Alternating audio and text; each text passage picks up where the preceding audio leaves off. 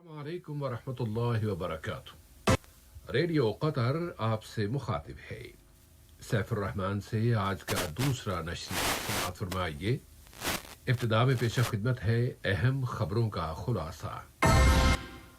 وزیر صحت نے کہا ہے کہ کورونا وائرس کے بارے میں قطری حکمت عملی کی بنیاد یہ ہے کہ لوگوں کا پیچھا کرتے ہوئے متاثرین کا پتہ چلایا جائے تاکہ اس وبا کے پھیلاؤ کو کم سے کم کیا جا سکے۔ ملک میں کورونا سے صحت یاب ہونے والے بیماروں کی تعداد بڑھ رہی ہے اور اس کے بالمقابل روزانہ کے متاثرین کی تعداد کم سے کم ہوتی جا رہی ہے۔ روس نے اعلان کیا ہے کہ اینٹی کورونا ویکسین کے ٹیسٹوں کی کامیابی اس وائرس کے پھیلاؤ کو روکنے کا ذریعہ بن سکتی ہے، اور اقوام متحدہ نے متنبہ کیا ہے کہ یمن میں بہت جلد بھوک مری پھیل سکتی ہے، جبکہ لڑائی کی وجہ سے ہیلتھ اور ہیومینٹی کی صورتحال سنگین ہوتی جا رہی ہے۔ سامعین، یہ تھا اہم خبروں کا خلاصہ ہے اہم آج کا دوسرا مفصل نشریہ۔ بسم اللہ الرحمن الرحیم۔ صاحب سمو امیر شیخ تمیم بن حمد آل ثانی نے جمہوریہ کریباٹی کے صدر ٹانٹی ماماؤ کے نام ان کے ملک کے قومی دن کے موقع پر مبارکباد کا برقی پیغام ارسال کیا ہے۔ نائب امیر شیخ عبداللہ بن حمد آل ثانی نے بھی جمہوریہ کریباٹی کے صدر کو اس موقع کی مناسبت سے مبارکباد دی ہے۔ اسی طرح وزیر اعظم و وزیر داخلہ شیخ خالد بن خلیفہ بن عبدالعزیز آل ثانی نے بھی جمہوریہ کریباٹی کے صدر کے نام مبارکباد کا برقی پیغام روانہ کیا ہے۔ قطر نے افغانستان کے جنوب مشرقی علاقے جاگاٹو میں ہونے والے دھماکے کی شدید الفاظ میں مذمت کی ہے۔ اس دھماکے میں عورتوں اور بچوں سمیت کئی اشخاص جاں بحق اور زخمی ہو گئے ہیں۔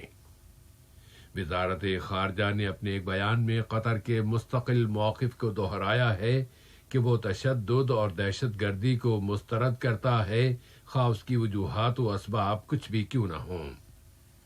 بیان میں مقتولین کے پسماندگان اور افغان حکومت اور عوام سے تعزیت کا اظہار کرتے ہوئے زخمیوں کی جلد از جلد شفا یابی کی تمنا کا اظہار کیا گیا ہے۔ کورونا وبا کی روک تھام کے لیے قطر کی کوششیں صرف ملک کے اندر تک محدود نہیں ہیں، بلکہ وہ اس سلسلے میں بین الاقوامی اور عالمی سطح پر کی جانے والی کوششوں میں بھی بہت فعال انداز میں شرکت کر رہا ہے۔ اس ضمن میں قطر نے فرانکو فون کی مستقل کونسل کے 110ویں اجلاسوں میں شرکت کی ہے اور جمہوریہ فرانس کے لیے قطر کے سفیر اور فرانکو فون بین الاقوامی تنظیم میں قطر کے نمائندے شیخ علی بن جاسم آل ثانی نے ان اجلاسوں میں قطر کی نمائندگی کی ہے۔ اجلاس میں کورونا کی عالمی وبا کا مقابلہ کرنے کے لیے اس تنظیم کے آپشنز کا جائزہ لیا گیا ہے۔ اسی ضمن میں قطر نے وبائی بیماریوں کا مقابلہ کرنے کے لیے مصدقہ اور قابل اعتماد معلومات کی فراہمی اور پھر مسلسل رابطوں کی اہمیت پر زور دیا ہے۔ اقوام متحدہ کے جنیوا آفس میں قطر کے مستقل وفد کے سیکنڈ سیکریٹری محمد عبداللہ البوعینین نے وہاں قطر کی جانب سے تقریر کی ہے۔ اسی طرح قطر ترقیاتی فنڈ کے ڈائریکٹر جنرل خلیفہ جاسم الکواری نے اعلان کیا ہے کہ قطر کم ترقی یافتہ ملکوں سے متعلق اقوام متحدہ کی اگلی 5ویں کانفرنس کی میزبانی کرے گا۔ اس کانفرنس کا مقصد عالمی وباؤں کے چیلنجز کا مقابلہ کرنا ہے اور ان میں سر فہرست کورونا وبا ہے۔ اس کانفرنس کا انعقاد اقوام متحدہ کی اقتصادی اور سماجی کونسل کے اجلاسوں کے دوران کیا جائے گا۔ قطر کورونا وائرس پر قابو پانے کی اپنی حکمت عملی اور اسٹریٹجی میں کامیابی کے ایک نئے دور کی طرف منتقل ہو رہا ہے۔ وزیر صحت عامہ ڈاکٹر حنان محمد الکواری نے کہا ہے کہ کورونا وبا کے بارے میں ملک کی حکمت عملی کی بنیاد یہ ہے کہ معاشرے اور سماج کے افراد کے ٹیسٹ کیے جائیں اور پھر متاثرین کا پتہ چلاتے ہوئے انہیں کوارنٹائن میں رکھا جائے تاکہ اس وبا کے پھیلاؤ کو کم سے کم کیا جا سکے۔ وہ کووڈ-19 سے متعلق ہیلتھ کمان کے ایک اجلاس سے خطاب کر رہی تھیں۔ وزیر صحت نے اس ٹیم کی کوششوں کو نہایت قیمتی اور گراں قدر بتایا ہے۔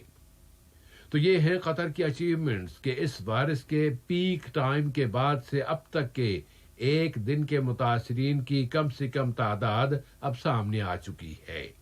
وزارت صحت نے بتایا ہے کہ گزشتہ 24 گھنٹوں کے دوران کورونا وائرس کے 470 نئے کیسز رجسٹر ہوئے ہیں، جبکہ مزید 809 بیمار اب صحت یاب ہو گئے ہیں۔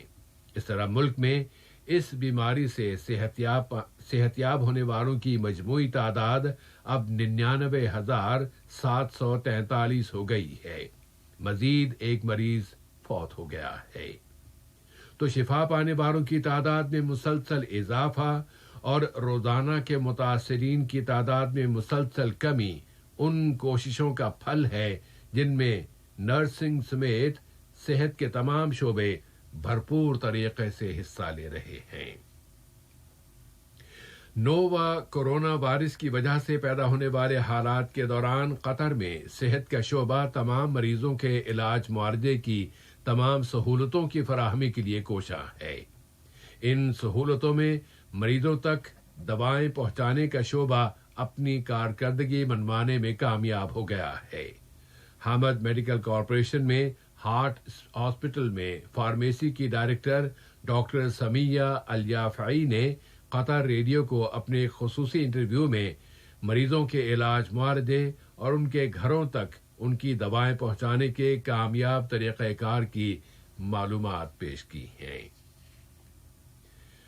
اب اس وقت اگر دنیا میں کورونا وائرس کی صورتحال جاننا چاہیں گے تو اب دنیا میں اس وائرس کے متاثر ہونے والوں کی تعداد 13 ملین کے قریب ہو گئی ہے اور اب تک 5,70,000 بیمار اس بیماری سے وفات پا گئے ہیں، جبکہ صحت یاب ہونے والوں کی تعداد 7.5 ملین سے زیادہ ہے۔ اس اثنا میں صحت کی عالمی تنظیم WHO کی ایک ٹیم اب چینی دارالحکومت پیکنگ پہنچ گئی ہے جو اس وائرس کے وجود میں آنے کے بارے میں تحقیقات کرے گی۔ اس ٹیم میں جانوروں کی صحت اور وبائی بیماریوں کے ماہرین شامل ہیں۔ ادھر روس نے اعلان کیا ہے کہ اینٹی کورونا ویکسین کے ٹیسٹوں کی کامیابی اس وائرس کے پھیلاؤ کو بریک لگانے کا ذریعہ بن سکتی ہے۔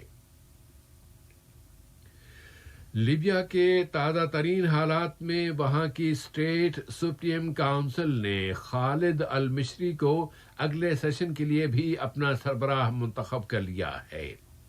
دوسری جانب حفتر کی فوجوں نے اعلان کر دیا ہے کہ لیبیا کے تمام آئل فیلڈ اور تیل برآمد کرنے والی تمام بندرگاہیں بند کر دی گئی ہیں۔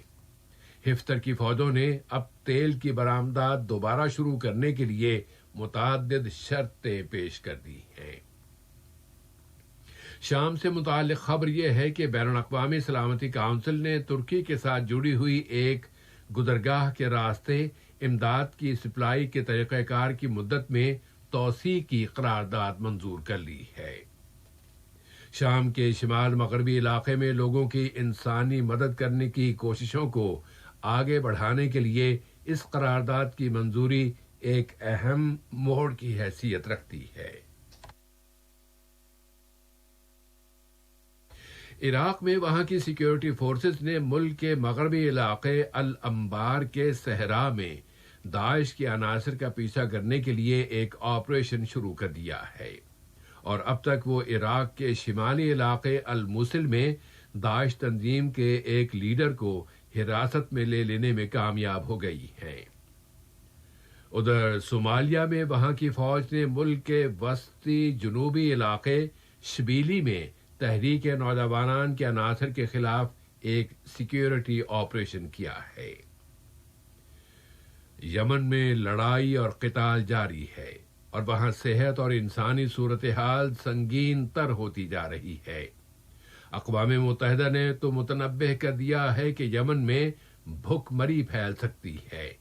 अब इस वक्त तक वहां 20 मिलियन बाशिंदे फूड सिक्योरिटी से महरूम हो चुके हैं।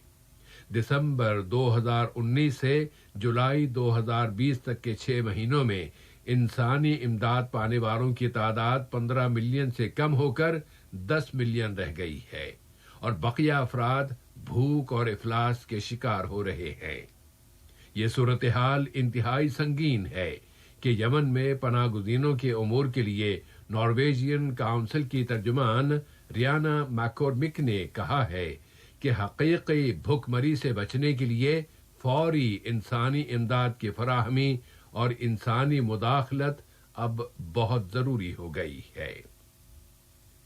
और आज के इस नशरे की आखिरी खबर यह है कि रूसी प्रेसिडेंसी के तर्जुमान दिमित्री पेस्कोव ने कहा है कि उनके मुल्क और अमेरिका के दरमियान ताल्लुकात अब तक कम तरीन सतह पर है और ये बहुत बुरी सूरत हाल है।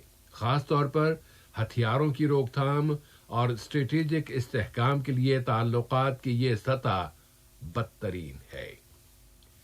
आज का नशरिया खत्म होने से कबल अहम खबरों का खुलासा एक मरतबा फिर समाअत फरमा लीजिए। वजीर सेहत ने कहा है कि कोरोना वायरस के बारे में कतारी हिकमत अमली की बुनियाद ये है कि लोगों का पीछा करते हुए मुतासिरीन का पता चलाया जाए ताकि इस वबा के फैलाव को कम से कम किया जा सके। मुल्क में कोरोना से सेहतयाब होने वालों की तादाद बढ़ रही है और उसके बिलमुकाबले